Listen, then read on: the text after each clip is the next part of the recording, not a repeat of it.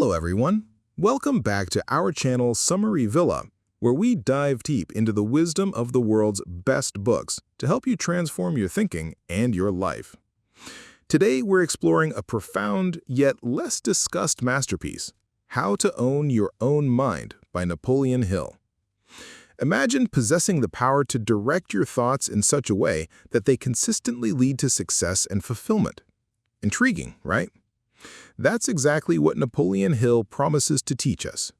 This book goes beyond mere thinking. It's about strategically organizing and controlling your thoughts to achieve your dreams. Stay with me until the end of this audio, as you're not only going to uncover the philosophical underpinnings, but also actionable strategies that Hill provides for personal and professional excellence. Whether you're new to Hill's teachings or a seasoned follower, the insights from this summary can profoundly shift how you approach your goals. Do phrases like, "your mind can control any situation," and "think positive" irritate you? While they carry logic, how positive do you really think you are? How can you use your mind to overcome difficulties? If you're honest with yourself, you'll recognize that sometimes your mind can be your biggest adversary. You try to achieve your desires, but often you fail. Many aspire to live with a better mindset, yet it remains elusive, leading to a cycle of fear and failure. But don't worry, this summary will guide you through a mind transformation. You'll learn the critical importance of thoughtful action, how to train your mind to seize opportunity, and most importantly, discover your true purpose and the path to achieve it. So, are you ready to take control of your mind? Creative vision. Creative vision is not something people often talk about in their daily conversations. Some might think that this term fits more into the fields of art and literature. But for the philanthropist and industrialist Andrew Carnegie, creative vision is something everyone should master. According to Andrew, creative vision means the ability to recognize opportunities and take action on them. An important element of creative vision is imagination. Andrew further explains that imagination comes in two forms, synthetic and creative. Synthetic imagination involves combining ideas and principles to form an original idea. However, in today's time, nothing is completely authentic. Almost everyone has some idea, so synthetic imagination means rearranging old ideas to create something new. A prime example of someone who used synthetic imagination was Thomas Edison. He used two existing principles to invent the incandescent electric lamp, commonly known as the bulb. These were the principles of energy and the electric lamp, which were already in use during Edison's time. However, electric lamps did not last long. The light came on because it had pieces of wire connected to electric energy, producing a white glow. Electricity would burn out the lamp's metal quickly. So Edison thought of using charcoal, which could burn for hours with electric energy. This original idea from two old ideas was used by Edison for many years. Another type of imagination is creative imagination. This happens when a person creates a new idea. The artists and writers you admire use their creative imagination. They don't know where these ideas and visions come from, but they come. Back to Edison. Where did the brilliant idea of using charcoal in lamps come from?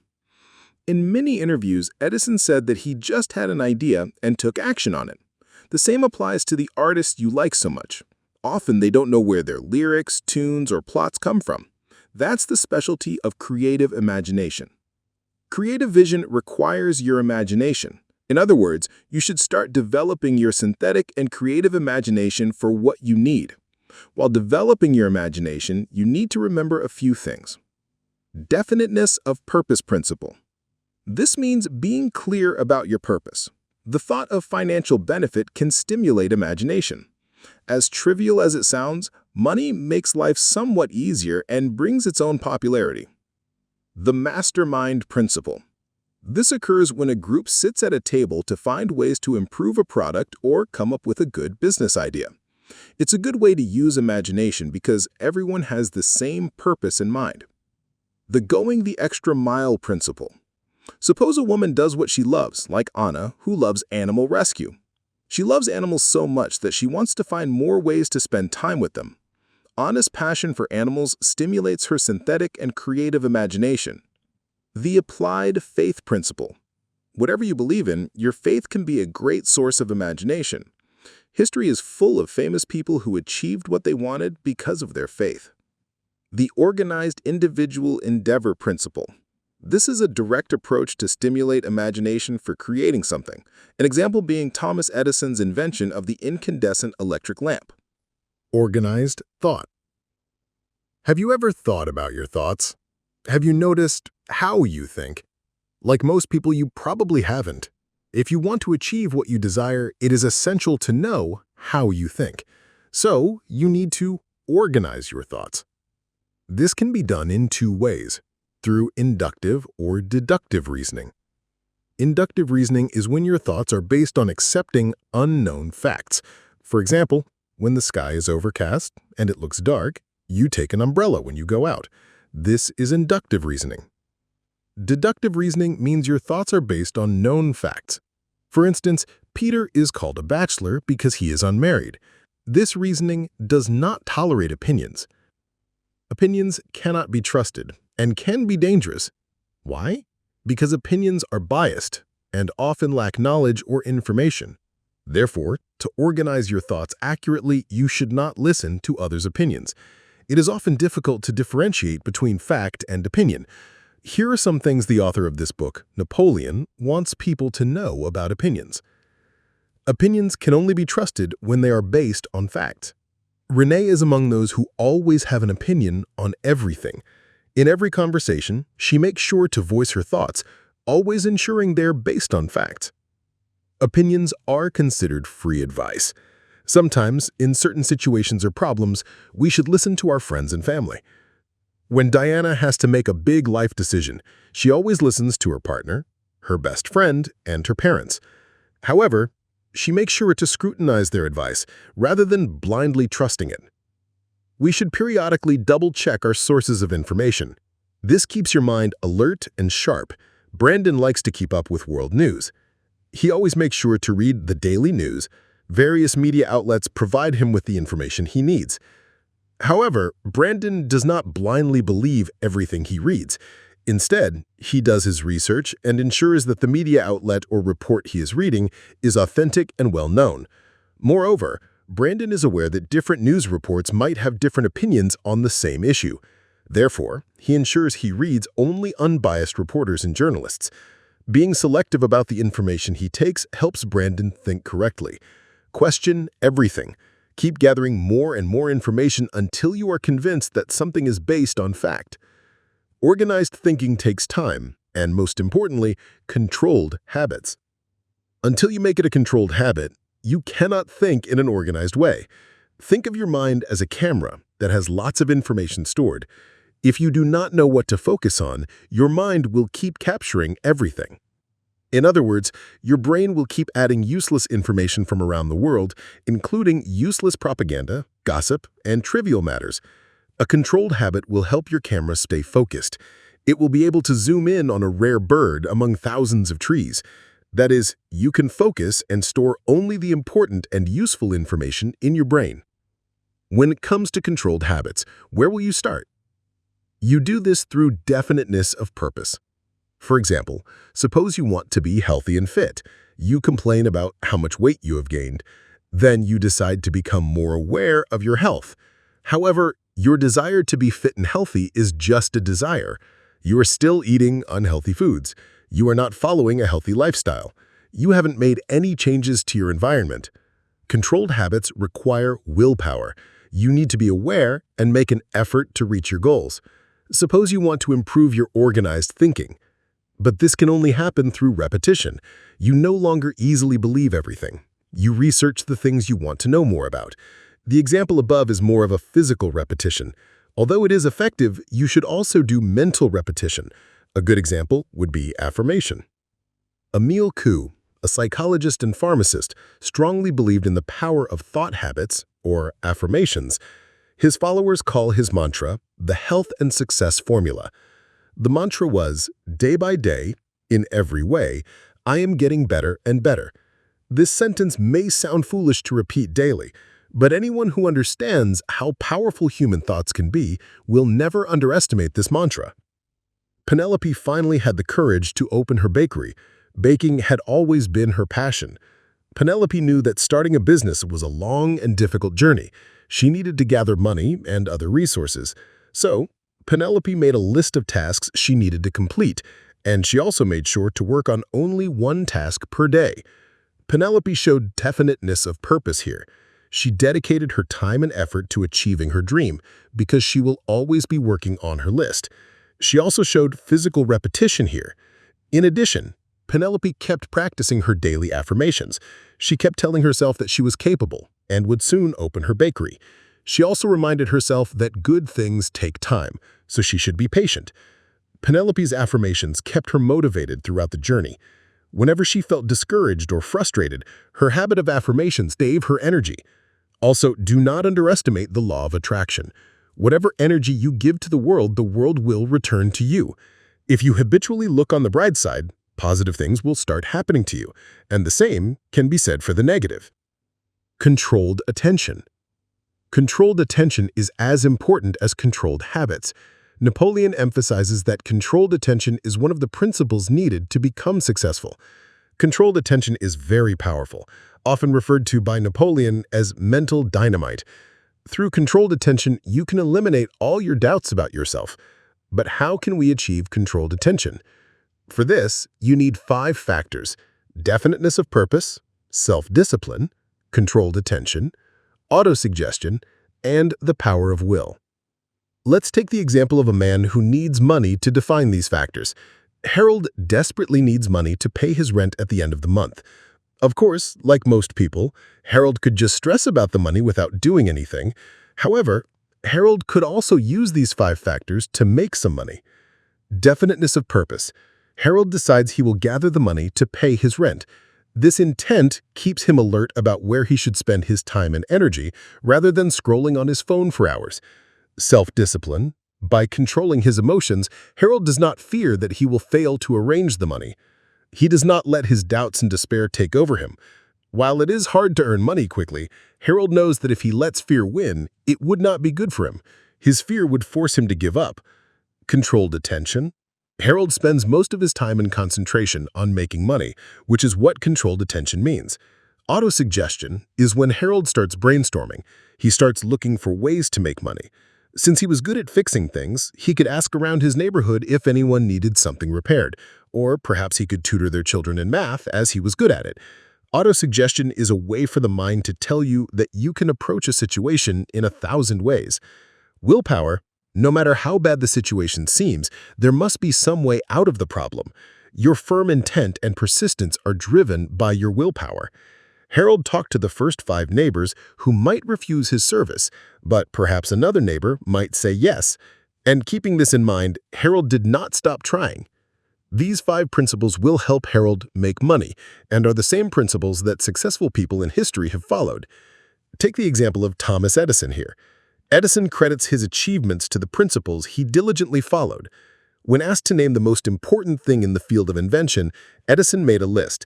He emphasized defining what a person wants to achieve, meaning one should be sure about their purpose. Then, Edison well explained what controlled attention and autosuggestion mean. Edison said that a person should fixate on the purpose they want to achieve. They should be so involved in the work that they don't even know what impossible means. A person has controlled attention because they stay focused on what they need. They spend time and effort mastering their craft and seek help from like-minded people. They never waste their time on things that do not help them succeed, nor do their failures, obstacles, or self-doubts stop them. This is very much like the principle of willpower. Autosuggestion also manifests in a way that if a person believes, they will achieve their purpose. Edison also pointed out a common problem among most people. Most people give up before they even start. You set limitations on yourself that prevent you from even trying. You hadn't actually started, but your mental attitude had already failed you. Alexander Graham Bell, who invented the modern telephone, also understood the importance of firm intentions and continual persistence. Alexander did not invent the telephone on his first try. He proudly says that he doesn't even remember how many times he failed. Was this discouraging for him? Yes. Did it stop him from trying again and again? Absolutely not. He kept trying until he successfully transmitted sound through a wire. Andrew Carnegie's analysis of controlled attention. When it comes to controlled attention, Andrew Carnegie highly praised it.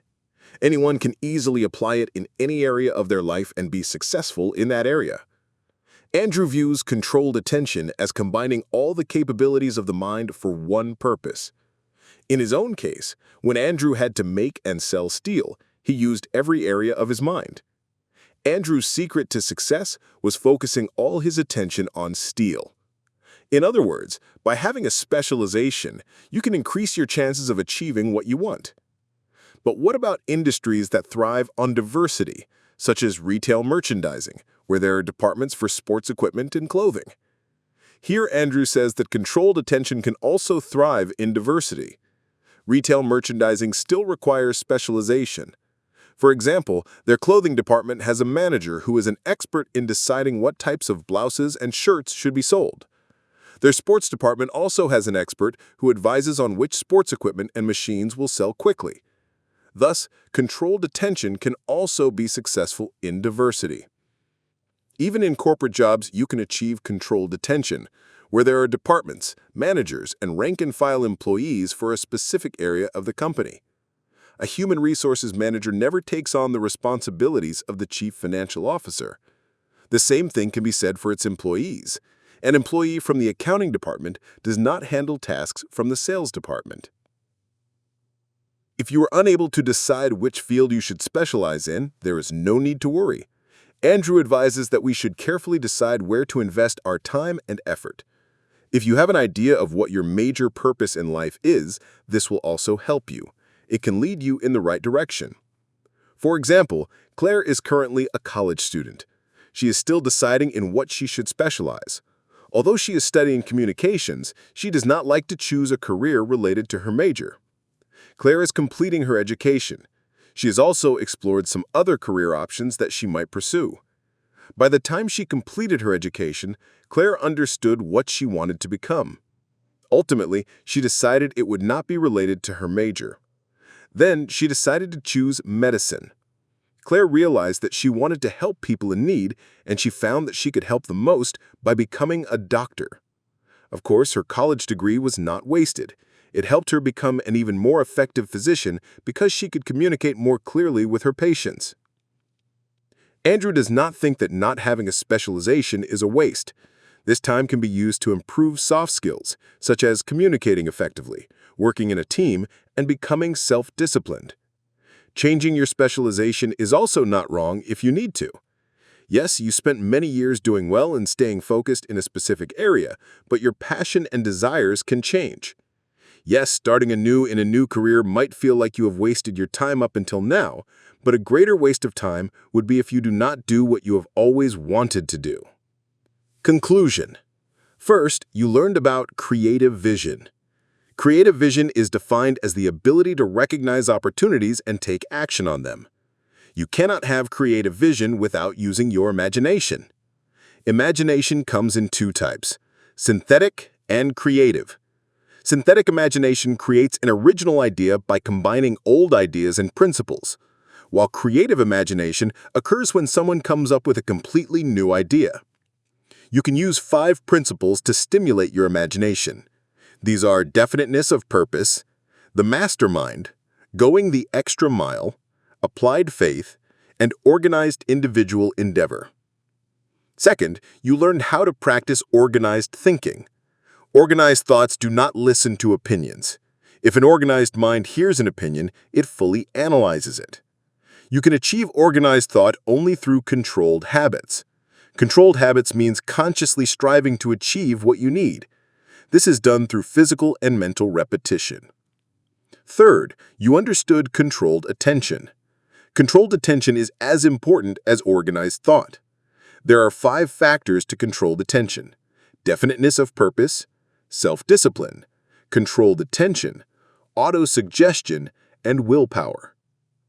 Fourth, you learned that controlled attention applies to every area of life, especially in careers. Specialization can increase your chances of success. It helps you focus all your time, attention, and energy in one field or industry. The more you know about a specific field or industry, the more likely you are to succeed. No one can stop you from achieving what you want.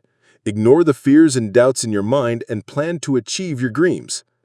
What is the real purpose of your existence on this earth? Once you find out, your mind, body, and soul will fully commit to achieving it. Trust in yourself. You can definitely do it. And that, my friends, marks the end of our journey through How to Own Your Own Mind by Napoleon Hill. I hope you found the insights we explored today as transformative as I did. Hill's principles aren't just theories. They are tools that, if applied diligently, can dramatically change the way we perceive and interact with our world, propelling us towards true success. If this summary sparked your interest, I highly encourage you to get a copy of the book. There's so much more depth inside that can help you refine and apply these principles in your life. Don't forget to like this video if you enjoyed today's content and share it with someone who could benefit from these powerful ideas. Your support inspires me to continue uncovering the wisdom hidden in the pages of the world's most impactful books. Lastly, if you haven't already, please subscribe and hit the bell icon to stay updated with our latest uploads here at Audiobook 101. We're on a mission to bring you the knowledge that not only informs, but transforms. I'd love to hear your thoughts on this book and how you plan to implement what you've learned. Drop a comment below and let's keep the conversation going. Thank you for listening, and remember, the power to change your mind is the power to change your life. Until next time, keep reading, keep growing, and keep owning your own mind.